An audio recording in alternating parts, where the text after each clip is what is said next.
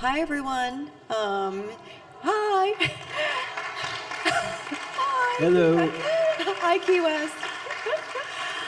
Thank you so much for coming. If people who would like to join in could take your seats and hang out. Tom and I have a pretty good show, I think. We're going to try anyway. Well, I'm so excited to be here. My name is Cheryl Tan, and I'm here to chat with and introduce Tom Perrotta, whom I think many of you have already met in the past day or so. He's wonderful. I'm a huge fan of Tom, so I was so excited when they invited me to interview him here. He is the best-selling author of 10 works of fiction, including Election and Little Children, both of which were made into Oscar-nominated films, and The Leftovers, which was adapted into a critically acclaimed Peabody Award-winning HBO series. His other books include Bad Haircut, The Wishbones, The Absence Teacher, and his newest, Mrs. Fletcher, which we're going to talk a lot about.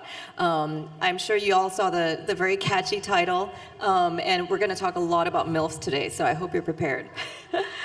His work has been translated into countless languages. He grew up in New Jersey, not too far from Judy Blume, I hear, and now he lives outside of Boston, and he has a great new book coming out later this year, which he's also going to tell us about later. But in the meantime, he's going to treat us to a reading from Mrs. Fletcher, which, if you haven't bought already, it's in the tent, and you have to get one after. It's the rules. If Cheryl says so. All right, I will do a quick reading.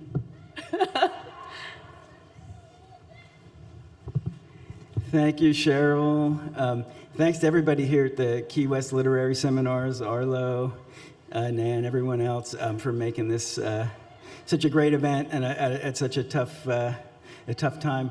This night could not be more beautiful.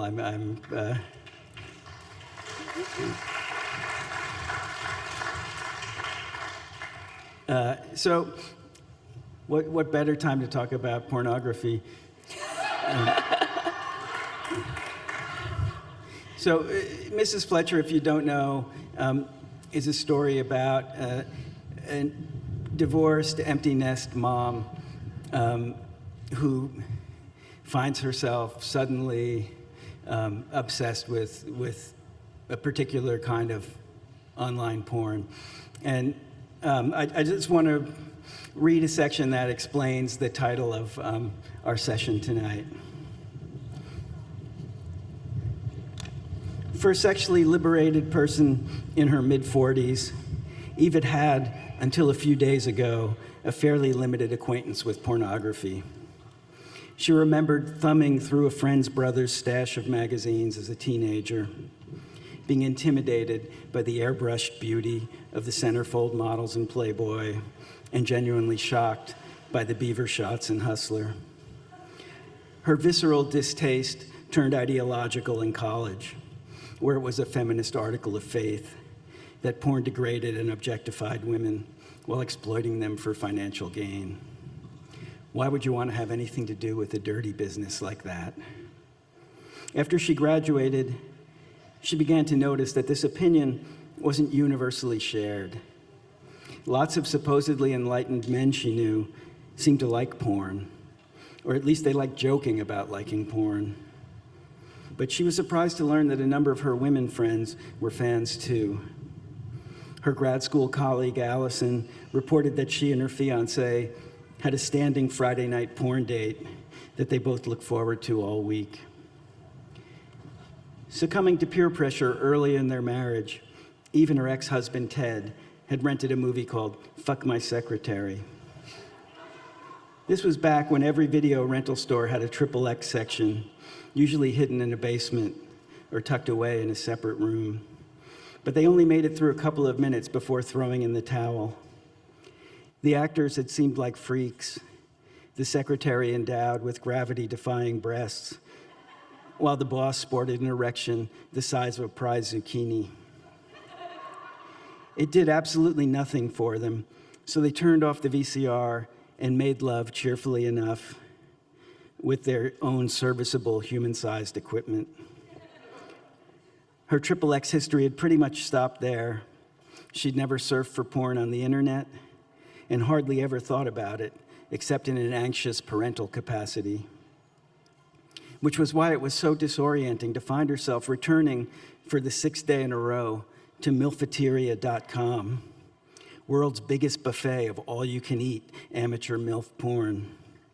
Scrolling through the thumbnails of recently uploaded clips, lovely wife BJ, sexy Samantha first time on camera, saucy soccer mom takes it like a champ. Saucy soccer mom. Eve smiled at the description and clicked on the link. That seemed worth a look. It was the anonymous text that had led her here, the one that had arrived last Friday night. She'd forgotten all about it until Saturday morning, when she turned on her phone and saw that idiotic message staring back at her. "You are my MILF." She wasn't sure why it had bothered her so much. It was probably just a harmless prank, the handiwork of a drunk teenager getting his late-night kicks. All she had to do was delete it and get on with her day. But she kept squinting at the words, floating so innocently in their cartoon bubble, as if they had every right to inhabit her phone. Before she realized what she was doing, she typed a reply of her own. "I'm not a MILF, you little shit." Luckily, her good sense kicked in before she pressed send. There was no point in engaging with an anonymous pervert, giving him the satisfaction of a response, a reward for his harassment. MILF. She knew what the acronym stood for. Of course, she hadn't been living under a rock, or at least she thought she did. In her mind, it was just an updated name for the old Mrs. Robinson stereotype, the predatory middle-aged woman with a taste for younger men, maybe even boys who were her son's age. One thing she learned from her web search that morning was that she'd been conflating the terms cougar and MILF, which turned out not to be synonymous at all. MILF was a broader category, basically just any mother that is sexually desirable. What that meant, Eve realized, was that you couldn't really say "I'm not a MILF," because a MILF was in the eye of the beholder. The other thing she'd learned was that you shouldn't Google the term if you didn't want to find yourself swimming in an ocean of porn. There was no doubt about it. Milfeteria.com was part of that unregulated cesspool the assistant DA had warned about so many years ago at the PTA meeting. Eve was regularly shocked and frequently disgusted by what she found there. She disapproved of the site. She would have been horrified if she'd ever found anything like it on her son's computer, and she sincerely wished it didn't exist. But she couldn't stop looking at it. A few of the amateur MILFs were clearly porn stars, but the vast majority looked like ordinary people.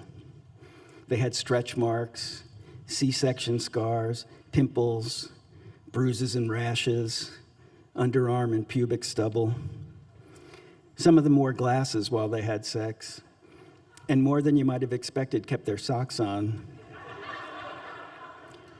While a few of the women seemed embarrassed by what they were doing, others looked straight into the camera, as if they were a lot more interested in whoever might be watching them than they were in their partners. And the men, they were, most of them anyway, a parade of horrors. Hairy and pot-bellied, wheezy, and much too talkative for Eve's taste. They loved to narrate their orgasms in real time, as if the whole world was waiting for an update.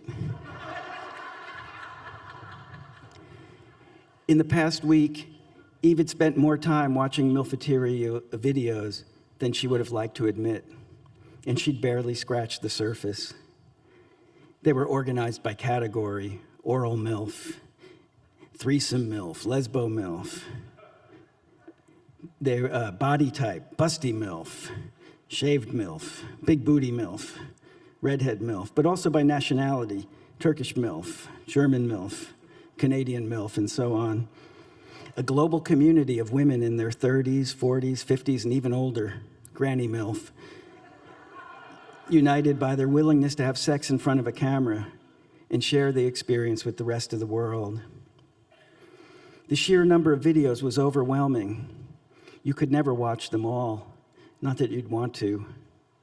There were so many that it seemed like only a matter of time before Eve would find herself looking at someone she knew, a high school classmate, a neighbor, maybe her old friend Allison.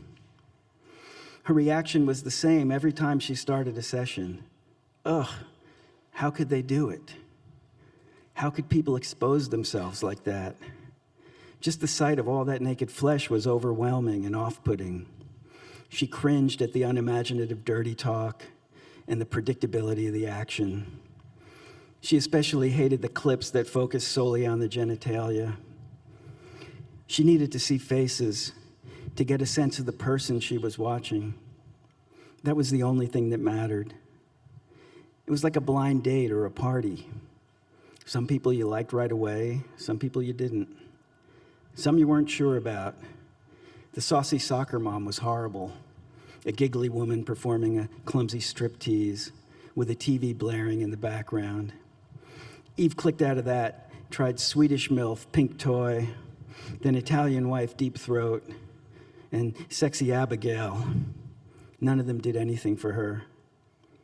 But there was always another one, and eventually something would click.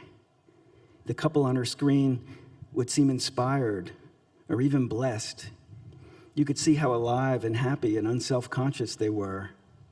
And maybe you envied them a little, but you also wanted to thank them for sharing this moment with you. And then that last barrier would crumble, and maybe for a minute or two, you'd feel that you were right there with them. Like when you heard a good song on the radio, and the next thing you knew, you were singing along.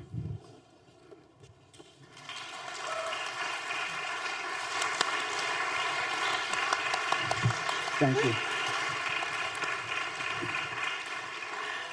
Thank you, Tom. That was so funny. Seriously, I reread bits of the book today before this, and I was laughing out loud. It's really, really funny. Now, this book, there's so much sex in this book, which is why it's perfect for this. There's sex inside a marriage, sex outside of a marriage, there's group sex, there's sex between two women, and there's threesomes. This character, Mrs. Fletcher, she's so fascinating, and she's going through this fascinating period in her life of MILFness and navigating this sort of thicket of new tech stuff and trying to figure out what her life is. What drew you to writing this character in this world? She's so vivid. I think it's funny, I mentioned this to Jamie Quattro.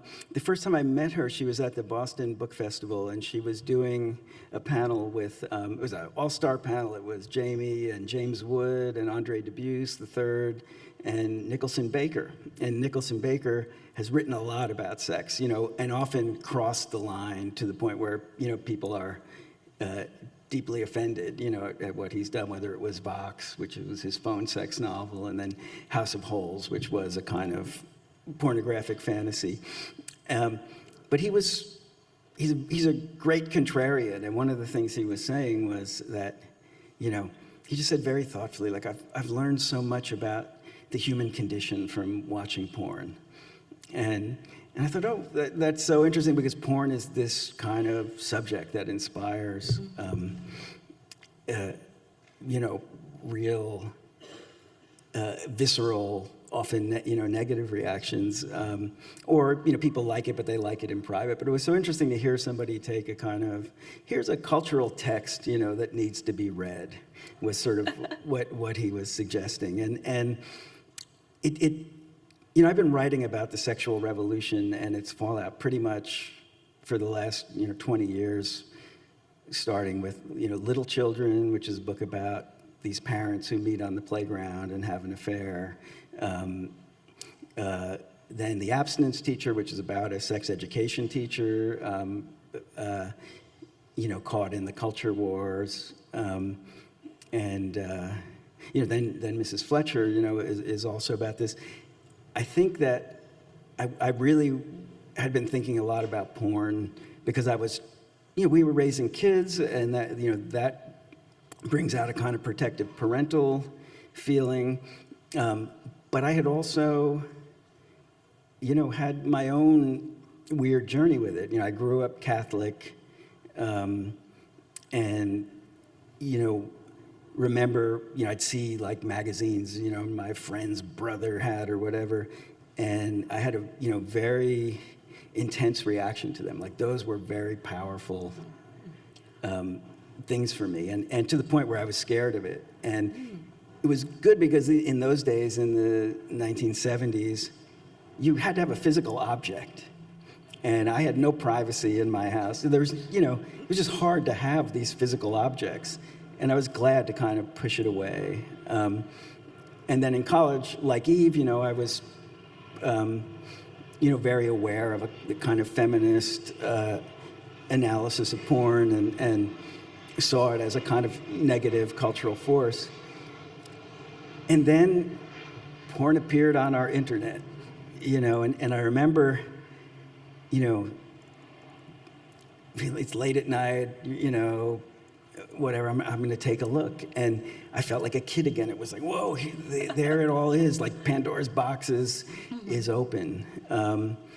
And I could feel that some like intense force had like entered the cultural space. And there's a lot of porn in this book, and I love the way it's presented. It's not like in Little Children where it's like Richard was addicted to porn and that ruined his marriage. Here it's a much more sort of pleasant force in her life, and love how it seeps into just sort of her everyday existence, where like it flits into her head as she's having a drink with a friend. But how much research did you do in that regard for this book? I did warn him about this story, this question. But and also I'm curious about your first memorable experience with porn. Okay, well, how much research? I'm of the 10,000 hour school. I believe you need to master your subject. But it was kind of a weird thing to say, like, I am going to look at this, in a kind of dispassionate way and think about it as a text to read in relation to my novel. And I just watched it very different. I watched it very differently is all I can say. But I did kind of, I tried to find like the kinds of porn that I thought Eve might like. And, we've talked about this. I think other writers have talked about it today as well. Like,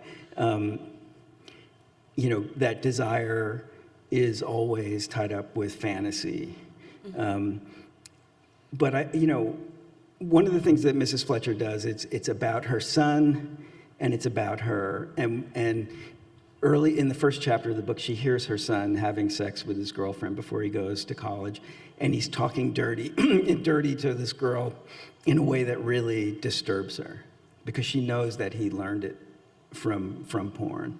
And she has a kind of, moralistic sense that porn has been a negative force in her son's life.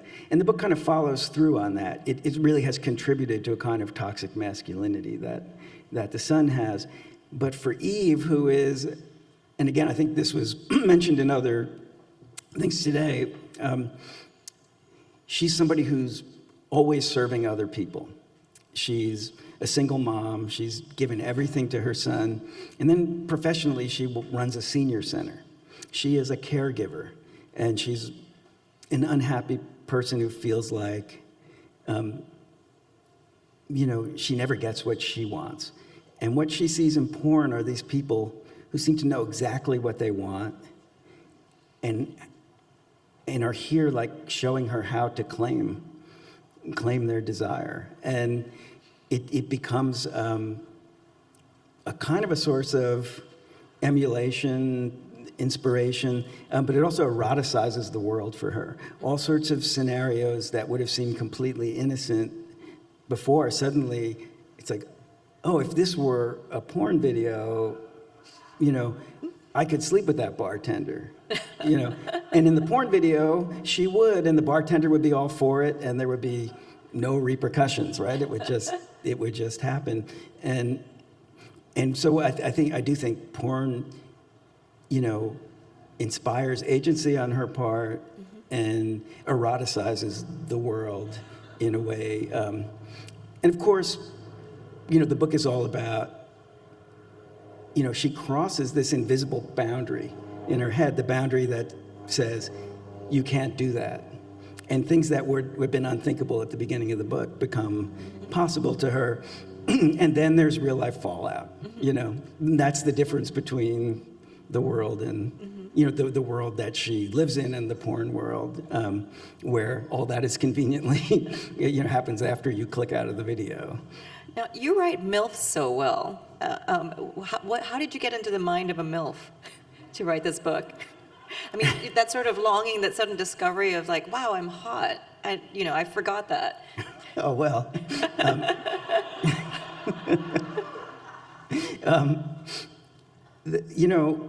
This is actually a very fraught question, as you know. I think, and I have to give a long answer, which is, when I started writing fiction, I was very much in this category of like guy writer.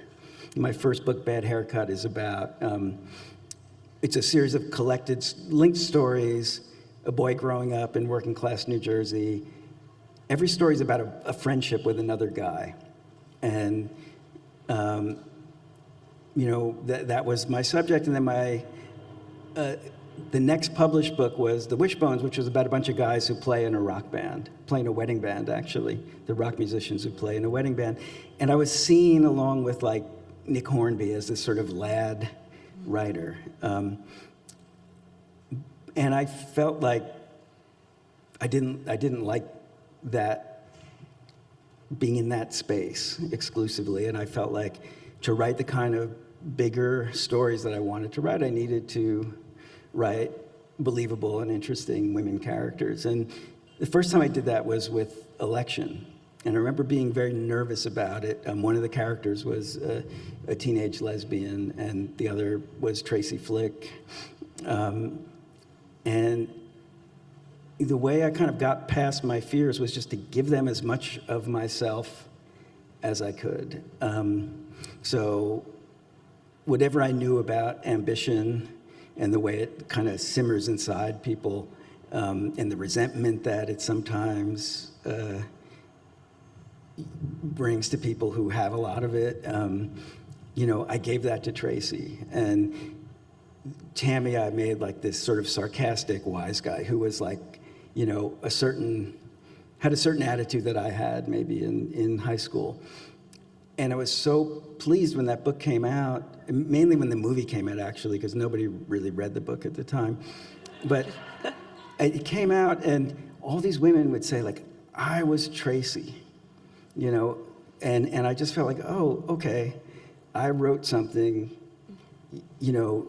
and women recognized themselves in it. And it made me, it just gave me a certain kind of confidence, and I started, like Little Children, really the woman Sarah is the main character, and in The Abstinence Teacher also, Ruth is the main character. And I somehow I evaded a lot of what has happened more recently. I got grandfathered in, like it's okay for you to do that. Because I think now, that, I think a lot of young male writers might be a little more hesitant to tackle, the intimate experiences of women, and I know it's a dicey thing. It's easy to fall on your face, and if it doesn't ring true to women, then I've failed. I will also just say I was always really interested in women's experiences. My mother would have like women's magazines in the house, and I would always just steal them and read them, and just feel like I was getting like all this illicit secret information. Yeah, it really was. It didn't necessarily help me with, succeed with women in my young years, but I did. I know that's a glib answer, but it wasn't really, because I think it implied a certain kind of curiosity about women that maybe a lot of guys I grew up with did not have. Now, we're going to take questions in a second, but I wanted to ask you, Now, earlier today, Judy Bloom and Jamie Attenberg were talking about what moms might think of, what you write. Now, you had, when you were writing all these books with a lot of sex in them, you had kids growing up the whole time. Were you ever worried about what your kids or their friends might think, or? You know, I kept trying to figure that out. I mean, the one way I did it was just to be very strict with my kids. Like, you can't read Any books? read my books. And what happened was, my daughter went away to summer camp, and all these kids in the camp had seen Election, and my daughter came home kind of miffed. It's like, why does everybody else know your work and I don't? And so I decided, okay, I'm going to show you this movie, but there are a few parts I'm going to fast forward through. And I don't know if you've seen Election recently. The first half hour, I fast forwarded through the whole thing, and they still are like, I don't really know what happens in Election. But the funny, I think, a little bit of that fallout, and it's sort of come back to haunt me, is that we raised our kids to be open about sex, and they dealt with that in very different ways. Like, our daughter just doesn't talk to me about it at all, but our son tells us everything, like way more than I want to know. But that's great material for the next book, right? Yeah. Speaking of which, the next book that's coming out is a sequel. It's a sequel to Election. It's called Tracy Flick Can't Win. And Tracy is now a high school assistant principal in her mid-40s, and the top job, the principal job, becomes open, and she is interviewing for it and actively campaigning for it. And of course, some mysterious obstacles come into her path, and she has to fight to get this thing that she completely deserves, but the world doesn't seem to want to give to her. Okay, so we're going to take some questions now. Does anyone have any questions?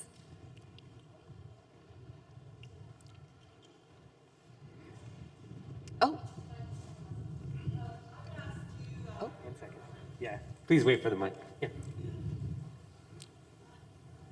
Sorry, I just finished listening to the abstinence teacher. I listened to it as an audio. It was great. And I just wondered, the trend in schools coming with more, with our culture wars, culture changes. So it's something that you, like Margaret Atwood, she was with us a couple of years ago in the seminar, and she seems like she foretold.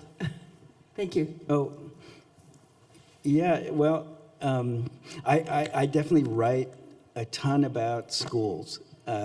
Teachers are, in a way, my go-to character. I think, as I mentioned before, I read a lot about the sexual revolution, and I think this whole time that I've been alive, the world, especially our sexual culture, has changed so dramatically, but our political culture too, in all sorts of ways. And I just feel like schools are the place where values either get transmitted or don't get transmitted. You can see on the right now this great fear that somehow schools are, turning our kids in the wrong direction.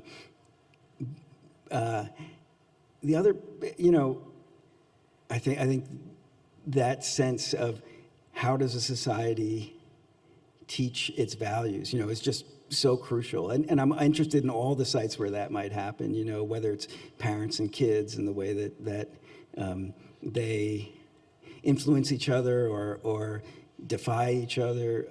That's really fascinating to me. The other part of it is, so I grew up in a working class town in New Jersey, very close to where Judy Bloom grew up. I went to a public high school, and then I did well there, and even though my parents had not gone to college, I ended up at Yale. And I feel like I went from a place that felt like America to this place that felt very elite. And so in some sense for me, high school has always been that place that feels like a microcosm of the whole country, and college feels like this, it literally was an ivory tower there. So I think I keep returning to that place that felt like America, and try to work out my stories in the kind of microcosm of that small space. Any other questions?